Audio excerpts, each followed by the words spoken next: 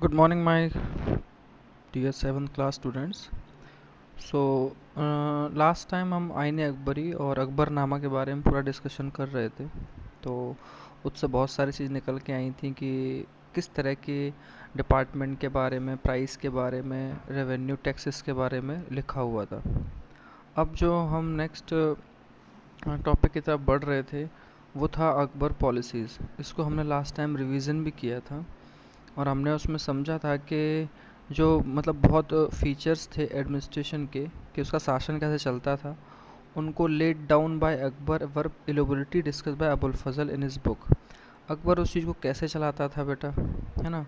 और उस चीज़ को बहुत अच्छे ढंग से अबुल फजल ने अपनी किताब में लिखा है जिसका नाम है the Akbarnama.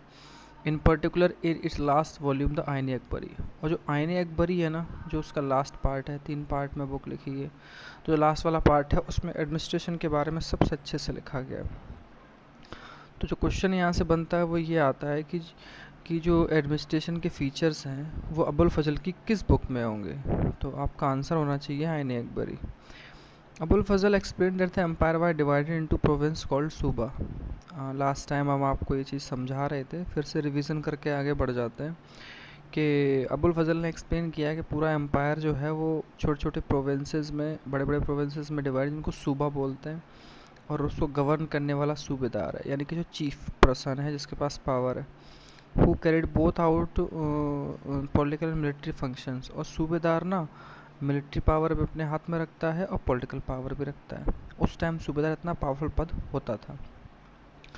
Each province also है द फाइनेंशियल ऑफिसर और दीवान। और जो दीवान होता था बेटा उसको फाइनेंशियल ऑफिसर के नाम से वहाँ उस टाइम जानते थे दीवान को।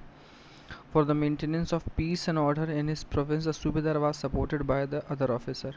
अब उसे अपने स्टेट में बेटा शांति रखनी है अच्छे से और प्रॉपरली पीस रखना है, तो उसके जो नीचे अधिकारी थे वो काम करते थे। वो कौन कौन से होते थे, जैसे मिलिट्री पे मास्टर था बख्शी, मिनिस्टर चार्ज था रिलीजियस और चैरिटेबल पेट्रोनोज का, उसको सदर बोलते थे, यानी धार्मिक मामलों का, और उस तरह से जो मंत्री था उसको सदर बोलते थे। मिलिट्री कमांडर्स को फौजदार बोलते थे और जो टाउन पुलिस, जो शहर की पुलिस का कमांडर होता था उसको कोतवाल बोलते थे।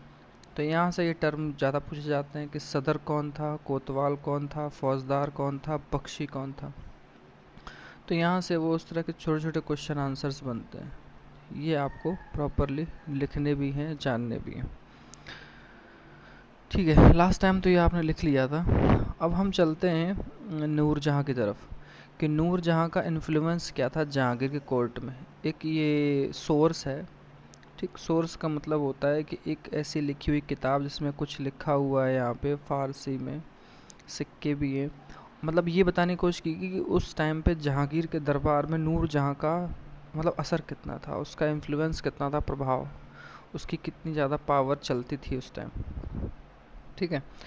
Mehrunnisa married the emperor Jahangir in 1611 and received the title Nurjahan. पहली चीज़ तो ये है कि नूरजहाँ का जो ओरिजिनल नेम था बेटा वो मेहरुन्निसा था। उसने जहांगीर से शादी की 1611 में और उसके बाद उसे टाइटल मिला है नूरजहाँ। अब नूर का मतलब एक तरह से होता है कि सबसे खूबसूरत, जहाँ मतलब जहाँ में। She remained extremely loyal and supportive to the monarch. Nurjahan की बात यह है कि बहुत ज़्यादा भरोसेमंद, बहुत ज़्यादा भरोसा जताने वाली, सपोर्टिव थी राजा के प्रति, ठीक। As a mark of honour, अगर सम्मान की बात की जाए, Jahangir struck silver coins bearing his own title on one side. तो उसके सम्मान में, क्योंकि नूरजहाँ का लॉयल्टी बहुत ज़्यादा थी, वफादारी बहुत अच्छी थी राज्य के प्रति, तो ये सिक्के जो यहाँ आप देख रहे हैं ना, इसके मतलब नूरजहाँ के नाम से सिक्के डलवाए एक तरफ नूरजहाँ के बारे में बता के। किसने? जहांगीर ने। And on the other inscription stuck in the name of queen Begum Nur Jahan. और जो दूसरी तरफ लिखा हुआ था स्टक करके, वो बेगम नूरजहाँ के बारे में ही लिखा था। यानी कि एक तरफ तो नूरजहाँ के बारे में और एक तरफ उसके जहांगीर के खुद के बारे में। तो वो उस तरह के सिक्के उस टाइम चलते थे। तो आप अंदाज़ा लगा सकते हैं कि उस टाइम नूरजहाँ कितनी लॉयल थी और कितनी पावरफुल पर्सन थी उस टाइम जहांगीर के कोर्ट में, ठीक है। अब देखिए इसमें और भी चीज़ें सबूत के तौर पर बताई हैं कि जो ऑर्जर्निंग डॉक्यूमेंट है, ऑर्डर फरमान ऑफ नूरजहाँ, जो आपने देखा था ना फारसी में, अरबी में कुछ लिखा हुआ है, एडजॉइनिंग डॉक्यूमेंट का मतलब होता है साथ साथ में डॉक्यूमेंट दिया हुआ है। वो ना ऑर्डर है किसका, नूरजहाँ का, और उस टाइम ऑर्डर को फरमान कहते थे। फरमान जारी किया जाता था कोर्ट से। The square seal states, square आपने देखा था ना वहाँ कुछ इस तरह से एक लिखा हुआ है, मैं आपको दोबारा से दिखा देता हूँ। ये देखिए, ये फरमान है, कुछ लिखा हुआ है, और ये मोहर लगी है स्टेट की, राज्य की, और ये सिक्का दिखाया है यहाँ पे, वो भी कुछ देखो लिखा है नीचे, नूरजहाँ का फरमान। तो ये मतलब उसकी पावर को दिखाता है कि उसको फरमान जारी करना, ऑर्डर जारी करने का अधिकार था, वो इतनी पावरफुल थी। Command of her most sublime and elevated majesty Nur Jahan Padam Begum, ये लिखा हुआ है उस पर, जो वो स्क्वायर टाइप के उसमें लिखा है ना, उसमें ये लिखा है कि जो पातशाह बेगम हैं नूरजहाँ, उनकी आज्ञा से ये आदेश है। The round seal states by the son of Shah Jahangir she becomes brilliant as the moon may Nur Jahan Padshah be the lady of the age. और जो वो दूसरी सील लगी है ना सिक्के जैसी आप देख रहे हैं, वो जहांगीर के नाम से है कि उनके मतलब तारीफ में लिखा है कि उनका चांद हमेशा चमकता रहे, जैसे नूरजहाँ की जो झलक है वो चमकती रहे, मतलब ये तारीफ में चीज़ें लिखी हैं। आप समझ सकते हैं कि जहांगीर के साथ साथ नूरजहाँ की उस टाइम कितनी पावर असर रखती थी कोर्ट में। ठीक, ये सारी बातें हैं। कल आपको याद होगा ये हमने आपको दो वर्ड भेजे थे कि डोगमा क्या होता है और बाइगॉट क्या होता है। अब देखिए, सबसे बड़ी बात, डोगमा क्या है?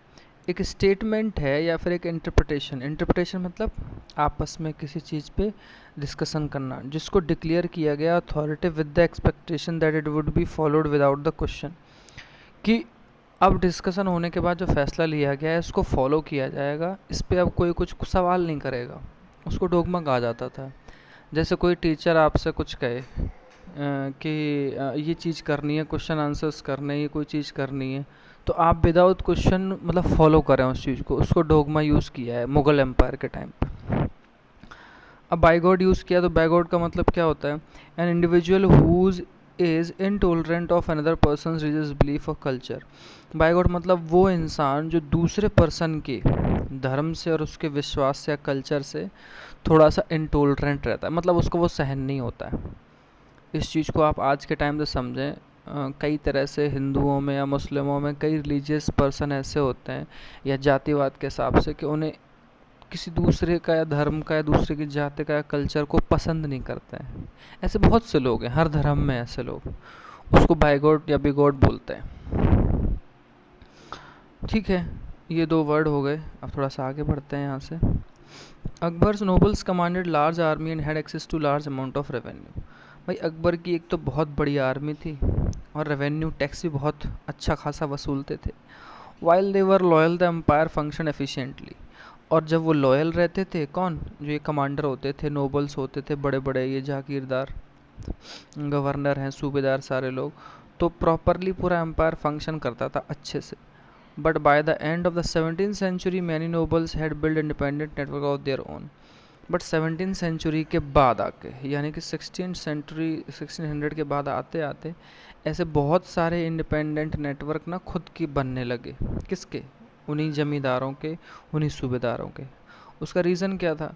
कि जो लॉयल्टी थी उनकी, the empire were weaken by their own self interest. जो मुग़ल एम्पायर था वो खुद में बहुत कमज़ोर होता जा रहा था, क्योंकि वो खुद भी अपना उनको सेल्फ इंटरेस्ट में कुछ ना कुछ कमी आई थी, सिर्फ इस वजह से। ऐसा होता है कि जब आपका प्रॉस्पेरिटी बहुत बढ़ जाए, समृद्धि बहुत बढ़ जाए, पैसा आ जाए, तो आप कई बार छोटी छोटी मेहनत करना छोड़ देते हैं, जिसकी वजह से आपको बहुत सारे नुकसान उठाने पड़ते हैं। ऐसा ही बेटा अकबर के बाद हुआ। अकबर की डेथ तो 1605 में हो गई थी, उसके बाद फिर यही हुआ। ठीक है, इसको पढ़ते हैं। While Akbar was at Fatehpur Sikri during the 1570s, he started discussion on religion with the ulema, Brahmin, Jesus priests who were Roman Catholics and Zoroastrians।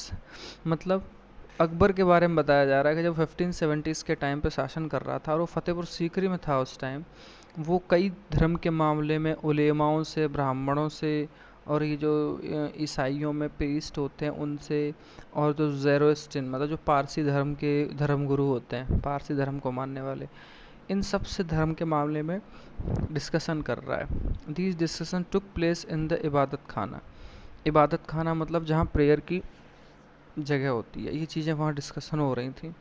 He was interested in the religion and social custom of different people. उसको बहुत interest था कि other लोग किस religion को follow करते हैं, उनके आपस के खुद के रीति रिवाज क्या हैं, अलग अलग लोगों को, मतलब वो इस तरह से उनको पसंद करता था। यानी कि वो ऐसा आदमी नहीं था कि दूसरे धर्म के लोगों का रिस्पेक्ट ना करे।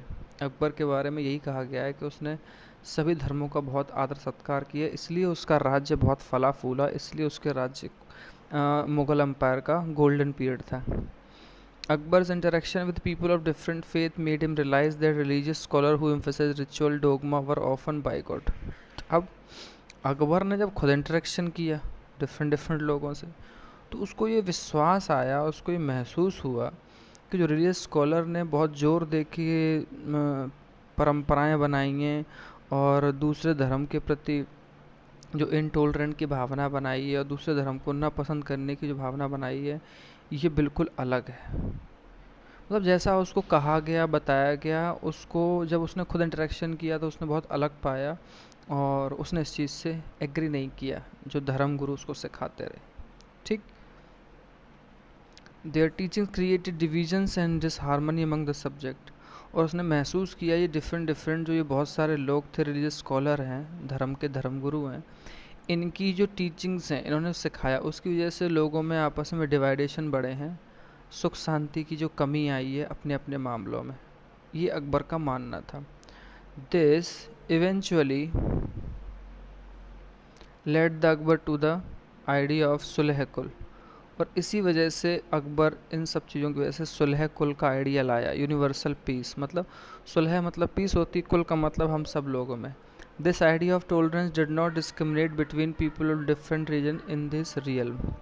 ठीक, तो मतलब कहने का ये है कि वो ये कहता है कि आइडिया ऑफ जो टॉलरेंस है वो हम सब में होना चाहिए, हम सब एक दूसरे के साथ रह रहे हैं और हमें कभी भी एक दूसरे से भेदभाव नहीं करना चाहिए, चाहे वो कितने भी डिफरेंट रिलीजन से आते हों।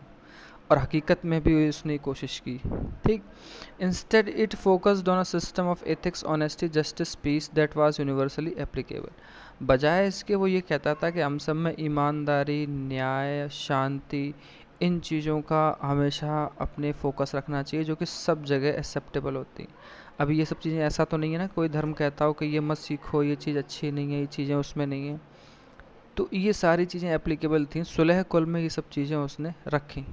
Abul Fazl help Akbar in framing a vision of governance around this idea of sulh kul. और अबुल फजल ने बहुत हेल्प की अकबर की कि वो इस विज़न को गवर्नेंस के थ्रू लाए और जो अकबर का आइडिया था सुलह कुल का वो हकीकत में आए, क्योंकि उसने उसके बारे में लिखा, लोगों को जाना पहचाना, फिर उस तरह की चीज़ें हुई, काम हुए, तो लोगों को लगा कि हमारा राजा सिर्फ मुस्लिम ना होके वो इस देश को प्रेम करने वाला, सभी धर्मों को मानने वाला है। This principle of governance was followed by Jahangir Shahjahan as well. और जो अकबर ने पॉलिसी बनाई बेटा, वो उसके बेटे जहांगीर ने, यानी उस सलीम है, और उसके बाद उसका बेटा शाहजहाँ, खुर्रम, जहांगीर का बेटा, वहाँ तक ये चीज़ें सारी चलती रहीं।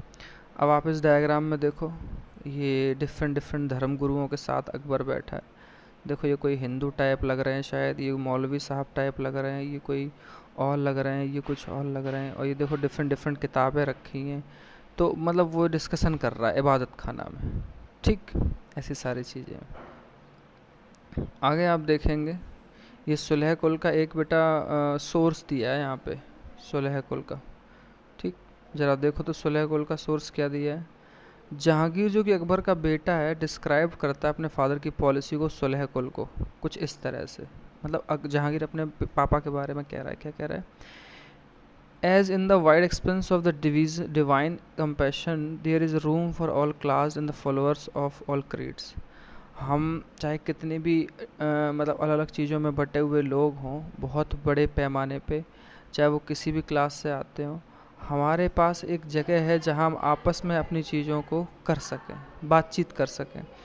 सो इन हिज इम्पीरियल डोमिनियंस, मतलब उसके शासन में, उसके पूरे एम्पायर में जो डोमिनियन हैं, चाहे कोई हिंदू हो, चाहे मुस्लिम हो, चाहे किसी धर्म के लोग हों, which on all sides were limited only by the sea. कहता है मान लीजिए हमारा कोई बहुत बड़ा मुग़ल एम्पायर है, ठीक। तो मुग़ल एम्पायर की जो बहुत सारी सीमाएं हैं वो सिर्फ समुद्र से घिरी हुई हैं। There was room for the professors of opposite religion, और हम सब इसी मतलब बाउंड्री से घिरे हुए उसमें मतलब रह रहे हैं। तो कहने का मतलब है कि हम चाहे कितने भी एक दूसरे के अपोजिट रिलीजन के लोग हों, एक ऐसी जगह होनी चाहिए कि हम सब वहाँ बैठ सकें। And for believes good and bad, चाहे भरोसे की बात हो, बुरे अच्छे की बात हो। And the road to intolerance, और चाहे वो तो टॉलरेंस का मतलब सहिष्णुता होती है, सहन करना, और असहिष्णुता यानी किसी को सहन ना करना। वॉज क्लोज्ड, और यहाँ पे इन चीज़ों को बंद हो जाना चाहिए। सुन्नी और शिया हैं वो एक मस्जिद में मिलते हैं, क्रिश्चियन और ज्यू हैं वो चर्च में प्रे करते हैं। He consistently follow the principle of universal peace sulh kul, और वो कहता है कि हमारे यहाँ सारे लोग इस तरह से, शिया सुन्नियों में कोई लड़ाई नहीं है कि मस्जिद में जाते हैं, क्रिश्चियन और ज्यूज़ में भी कोई वो भेदभाव नहीं, चर्च में प्रे करने जाते हैं, और वो फॉलो करता है उस प्रिंसिपल को, सुलह कुल को। ये जहांगीर के बारे में है, तो जहांगीर भी उस चीज़ को फॉलो कर रहा है, ठीक। तो और भी अकबर ने जो वर्क किए हैं उसके बारे में भी बताया गया है कि Akbar commission the translation of many Sanskrit works into Persian. Farsi में उसने बहुत सारे मतलब ग्रंथों को और हिंदुओं के ग्रंथों को ट्रांसलेट करवाया संस्कृत से फ़ारसी में। ए मकतब खाना और translation bureau was also establish Fatehpur Sikri for this purpose. और जब उसकी कैपिटल फतेहपुर सीकरी थी बेटा, तो उसने एक डिपार्टमेंट बनाया जिसका मतलब था नाम था मकतब खाना। मकतब का मतलब होता है कोई चीज़ ट्रांसलेट करे, यानी कि संस्कृत से कोई चीज़ फ़ारसी में, हिंदी से फ़ारसी में, अदर लैंग्वेज से फ़ारसी में, मतलब वो उन सारी चीज़ों को फैला रहा था और बता रहा था कि देखो सभी धर्मों में चीज़ें एक जैसी लिखी हैं, हमें एक दूसरे की चीज़ों को पढ़ना चाहिए। आगे the Mahabharata, Ramayana, Lilavati and Yoga Vasishtha were some of the notable Sanskrit work that were taken up for translation. इतनी सारी चीज़ों का उस टाइम ट्रांसलेशन हुआ है। अब आप सोच के देखते हैं, इसमें हिंदुओं के सारे पवित्र ग्रंथ और कुछ लीलावती, योग वशिष्ठ जैसी अदर इम्पॉर्टेंट एपिक हैं उनको भी ट्रांसलेट किया है, और ये सब संस्कृत में था। The Razmnama Persian translation of the Mahabharata contains lavish illustration of. अब जो रज़्मनामा है वो बेटा फ़ारसी में महाभारत को ट्रांसलेट करके नाम रखा गया है, रज़्मनामा, ठीक। और उसमें उन सारी चीज़ों को, इलस्ट्रेशंस को बताया गया है कि जो इवेंट्स महाभारत में हुए थे। तो अकबर ने अपने टाइम पे सारी चीज़ें करवाई हैं। अब आप सोच के देखो ऐसा कौन सा कंट्री होगा इस टाइम जो दूसरे धर्मों के ग्रंथों को ट्रांसलेट करके अपनी भाषा में अपने लोगों को पढ़ने को दे और कहे कि देखिए सभी धर्मों में चीज़ें एक जैसी लिखी हुई हैं। अकबर ने उस टाइम मकतब खाना बना के, ट्रांसलेट डिपार्टमेंट बना के हिंदुओं के पवित्र ग्रंथों को ट्रांसलेट करवाया और सबको पढ़ने दिया, और उसके राज्य में सुलह कुल नीति काम करती थी। उसके राज्य में हिंदू मुस्लिम इस तरह के दंगे नहीं हुए थे, ऐसा सब ने लिखा है। और वो बहुत, तभी उसने इतने साल राज्य कर पाया, वो सबसे प्यार करता था, ठीक है। ये लास्ट है the Mughal empire in the 17th century and after, उसको हम देख लेते हैं स्टूडेंट्स। और मैं तो सोच रहा था कि इसको लास्ट में रखें, कल लास्ट, क्योंकि ये पैराग्राफ आज हो नहीं पाएगा। और फिर ये जो लास्ट की हेडिंग है kings and queen Ottoman empire के बारे में है, ये भी हम कल करें। तो ठीक है, आज के लिए सिर्फ इतना ही रखिए। जो वर्ड्स हैं उनको आप लिख लीजिए, जो छोटे छोटे क्वेश्चन आंसर्स नोट्स होते हैं उनको लिख लीजिए प्रॉपरली और उनको सेंड कीजिए ग्रुप में। और कोई प्रॉब्लम आती है तो आप पूछ लिया कीजिए। Okay class, thank you, have a nice day.